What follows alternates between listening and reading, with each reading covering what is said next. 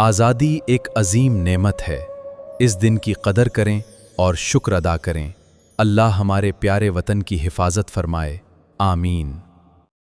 الحمدللہ رب العالمین، اما بعد فاعوذ باللہ من الشیطان الرجیم، بسم اللہ الرحمن الرحیم۔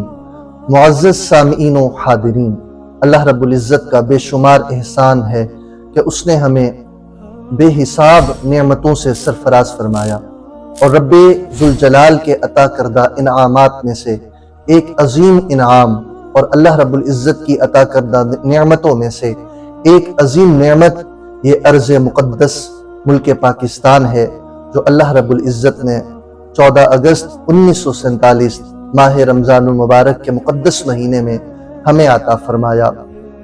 جس اسلامی مہینے میں یہ ملک ہم مسلمانوں کو عطا ہوا، یقیناً ہم ماہ رمضان کی برکت سے یہ امید کرتے ہیں کہ یہ ملک اللہ رب العزت کی ایک رحمت ہے جو رب نے ہمیں عطا فرمائی ہے۔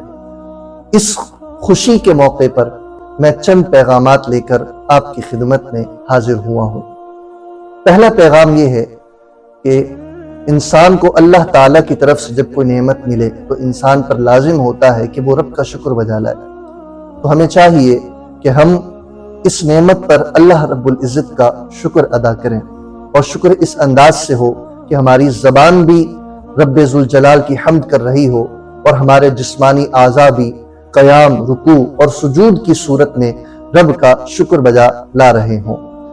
اللہ رب العزت کا شکر بجا لانا یہ ہم پر لازم بھی ہے اور یہ ہم پر ضروری بھی ہے۔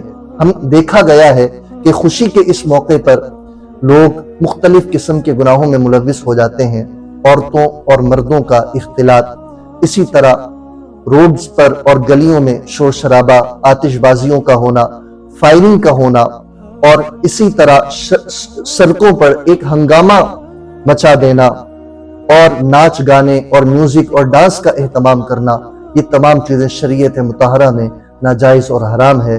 لہٰذا اللہ کا شکر اللہ کی عبادت و بندگی اور اس کی اطاعت و فرما برداری سے کرنا چاہیے، نہ کہ گناہوں کے ساتھ۔ میرے آقا حضرت محمد مصطفیٰ صلی اللہ علیہ وآلہ وسلم نے فرمایا، دو آوازیں دنیا اور آخرت میں ملعون ہیں، ایک نعمت کے وقت، خوشی کے وقت باجے کی آواز، اور دوسرا مصیبت کے وقت آہو بکا کی آواز۔ یہ دونوں آوازیں اللہ رب العزت کو سخت ناپسند ہیں۔ تو لہٰذا اللہ کا شکر اللہ رب العزت کی حمد و ثنا اور اس کی اطاعت و بندگی سے کرنا چاہیے کہ رب کا شکر ادا کریں، اور اس مقدس دن 14 اگست والے دن آپ اللہ کی بارگاہ میں قیام، رکوع اور سجود کر کے رب کا شکر بجا لیں۔ اور دوسری بات یہ ہے کہ جیسا کہ آپ جانتے ہیں، یہ ملک ہمارے اکابرین، قائدین اور ہمارے آباء و اجداد اور بے شمار مسلمانوں کی انتھک محنتوں اور مسلسل جد و جہد اور عظیم قربانیوں کے نتیجے میں مارج وجود میں آیا۔ اپنے ان اکابر، قائدین اور ان مسلمانوں کو اپنی دعاؤں میں ہرگز نہ بھولیں جنہوں نے بے مثال اور لازوال قربانیوں کے ذریعے سے اس ملک کو حاصل کیا ہے۔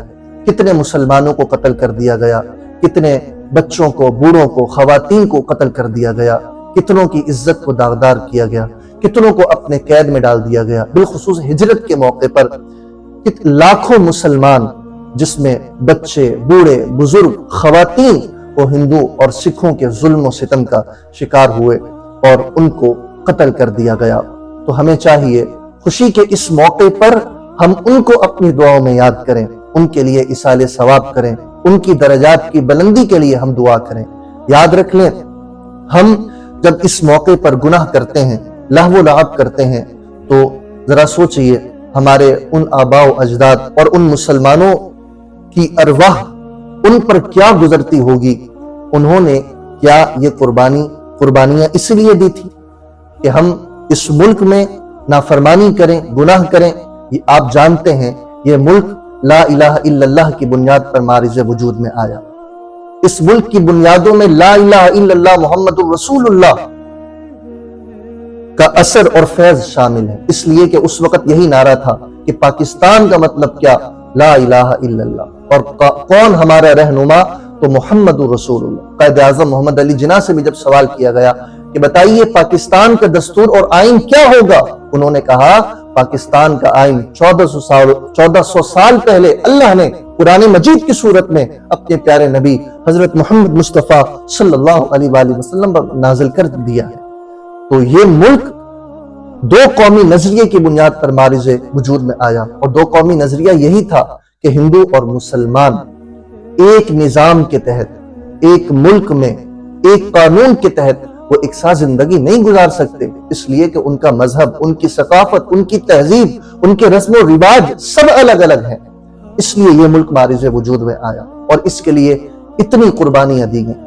تو جو ملک کلمے کی بنیاد پر اور دو قومی نظریے کی بنیاد پر معرض وجود میں آیا، کہاں گیا وہ دو قومی نظریہ؟ آج ہم اپنی تہذیب کو دیکھیں، اپنی ثقافت کو دیکھیں، اپنے رسم و رواج کو دیکھیں، اپنے کردار و اعمال کو دیکھیں تو ہمیں غیروں کی جھلک نظر آتی ہے۔ یہود و نصارہ اور کفار و ہنود کا اثر ہمیں اپنی تہذیب میں اور اپنی ثقافت میں ہمیں نظر آتا ہے۔ خدارا ایسا نہ کریں۔ ہم اس ملک کے ساتھ جو کچھ کر رہے ہیں اور جس راستے پر ہم چل رہے ہیں، ہم ان مسلمانوں کی قربانیوں سے ہم بے وفائی کر رہے ہیں۔ یہ وفا نہیں ہے، یہ بے وفائی ہے۔ تو میرے بھائیوں، جیسے ہی رات کے 12 بجیں اور تاریخ چینج ہو، بجائے اس کے کہ آپ آتش بازیاں کریں، آپ شور شرابہ کریں، عورتوں مردوں کا اختلاط ہو، ناچ گانا ہو، نہیں، آپ کو چاہیے آپ رب کی بارگاہ میں سجدے میں چلے جائیں، رب کا شکر ادا کریں اور ان مسلمانوں کے لیے دعائیں کریں کہ جنہوں نے اس ملک کی خاطر عظیم قربانیاں دی۔ میرے آقا حضرت محمد مصطفیٰ صلی اللہ علیہ وآلہ وسلم کو جب اللہ رب العزت نے فتح عظیم عطا فرمائی، یعنی مکہ المکرمہ فتح ہوا، تو میرے آقا علیہ السلام کی کیا حالت تھی اس وقت؟ حضور عاجزی اور انکساری کے ساتھ اپنے رب کی بارگاہ میں اس فتح عظیم کے ملنے پر اپنے سر انور کو جھکائے ہوئے تھے اور رب کا شکر بجا لا رہے تھے۔ اس وقت نہ ساز تھے، نہ گانے تھے، نہ شور شرابہ تھا، نہ کچھ اور تھا، بس عاجزی انکساری کے ساتھ رب کی بارگاہ میں سر جھکا ہوا تھا اور رب کا شکر بجا لایا جا رہا تھا۔ تو ہمیں بھی چاہیے کہ ہم بھی رب کی حمد و ثنا اور رب ذوالجلال کی عبادت و بندگی کر کے رب کا شکر بجا لائیں، اور ان مسلمانوں کو ہم اپنی دعاؤں میں ضرور یاد رکھیں کہ جنہوں نے اس ملک کے لیے عظیم قربانیاں دی ہیں۔ اور یہ ملک جو لا الہ الا اللہ کی بنیاد پر معرض وجود میں آیا، ہمارے حکمرانوں کو بھی چاہیے اور ہماری عوام کو بھی چاہیے کہ جس مقصد کے لیے یہ ملک حاصل کیا گیا تھا، دین کو نافذ کرنا، نظام مصطفیٰ کا ہونا، ایک اسلامی نظام ہونا، تو اس اسلام کو، اس دین کو، اس مذہب کو اس ملک میں مکمل طور پر نافذ العمل ہونا چاہیے۔ اسی میں ہماری کامیابی ہے اور یہی ان اکابرین اور مسلمانوں کی قربانیوں سے ہماری وفاداری ہوگی۔ اللہ رب العزت اس ملک کو صبح قیامت شاد و آباد رکھے، اس ملک میں اسلام کا نظام اور نظام مصطفیٰ کو مکمل طور پر اللہ رب العزت رائج فرمائے، اور رب کائنات جس مقصد کے لیے، یعنی اسلامی اصولوں کے مطابق زندگی گزارنے کے لیے یہ ملک حاصل کیا گیا، اللہ ہمیں اسلامی اصولوں کے مطابق زندگی بسر کرنے کی توفیق عطا فرمائے۔ لہو و لعب، گناہوں اور حرام کاموں سے اللہ ہمیں دور رکھے۔ وما علیہ الا البلاغ۔